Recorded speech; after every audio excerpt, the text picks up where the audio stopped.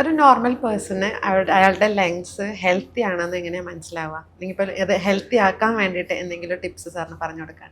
ഇതിന് ഏറ്റവും കൂടുതലായിട്ട് നമുക്ക് എങ്ങനെയാണ് അസസ് ചെയ്യുന്നത് പറയുന്നത് നമുക്കൊരു ലങ് ഫംഗ്ഷൻ ടെസ്റ്റ് എന്ന് പറയുന്ന ടെസ്റ്റാണ്. പൾമണറി സ്പൈറോമീറ്റർ ഉപയോഗിച്ച് ചെയ്യുന്ന ഒരു ടെസ്റ്റാണ്. അതിൽ നമ്മുടെ ലങ്ങിന്റെ ഡിഫറെന്റ് കപ്പാസിറ്റീസ് ഉണ്ടാവും. എത്രയാണ് നമ്മുടെ വൈറ്റൽ കപ്പാസിറ്റി, എത്രയാണ് നമ്മുടെ ഫോഴ്സ് വൈറ്റൽ കപ്പാസിറ്റി, അങ്ങനെ കുറേ ടെസ്റ്റുകളുണ്ട്. ഇത് കൂടാതെ ഒരു ചെറിയൊരു പീക്ക് ഫ്ലോ മീറ്റർ പോലുള്ള ടെസ്റ്റുകൾ ചെയ്തിട്ടും നമുക്ക് അത്യാവശ്യം ലങ് ഫംഗ്ഷൻസ് അറിയാൻ പറ്റുന്നതാണ്. ഇത് നമുക്ക് റെഗുലറായിട്ട് ചെയ്യേണ്ട ഒരു കാര്യമാണെന്ന് ഞങ്ങൾ പറയാറുണ്ട്. നിങ്ങൾക്ക് എന്തെങ്കിലും സിംറ്റംസ് ഉണ്ട്, ശ്വാസകോശ സംബന്ധമായ രോഗത്തിന്റെ ലക്ഷണങ്ങളുണ്ട്, ശ്വാസം മുട്ടലുണ്ട്, അങ്ങനെയൊക്കെ ആണെങ്കിൽ നമ്മൾ അസസ് ചെയ്യുന്നത് പൾമണറി ഫംഗ്ഷൻ ടെസ്റ്റ് വഴിയാണ്. ഇതല്ലാതെ നിങ്ങൾക്ക് തന്നെ നിങ്ങളുടെ ശ്വാസം എത്ര കണ്ട് ഹോൾഡ് ചെയ്യാൻ പറ്റും, എത്ര കണ്ട് ബ്രത്ത് ഔട്ട് ചെയ്യാൻ പറ്റും, ശ്വാസം പുറത്തേക്ക് എത്ര സമയം വിടാൻ പറ്റും, അല്ലെങ്കിൽ നിങ്ങൾ റെഗുലറായിട്ട് എക്സസൈസ് ചെയ്യുമ്പോൾ എത്ര പെട്ടെന്ന് കിതപ്പ് വരുന്നു, ഇതൊക്കെ ശ്വാസകോശത്തിന്റെ രോഗങ്ങളുടെ ലക്ഷണമായിട്ട് എടുക്കാവുന്നു. ഇനി ശ്വാസകോശത്തിന് എങ്ങനെ നിങ്ങൾക്ക് നന്നാക്കാം? 3 കാര്യങ്ങളാണ്. പുകവലി തുടങ്ങാതിരിക്കുക, പുകവലി തുടങ്ങിയിട്ടുണ്ടെങ്കിൽ നിർത്തുക, പുകവലിക്കുന്നവരത്തെ പോവാതിരിക്കുക. ഈ 3 കാര്യങ്ങളാണ് ഏറ്റവും മുഖ്യമായിട്ടുള്ളത്. ഇതല്ലാതെ അറ്റ്മോസ്ഫിയറിക് പൊല്യൂഷൻ ഒഴിവാക്കുക,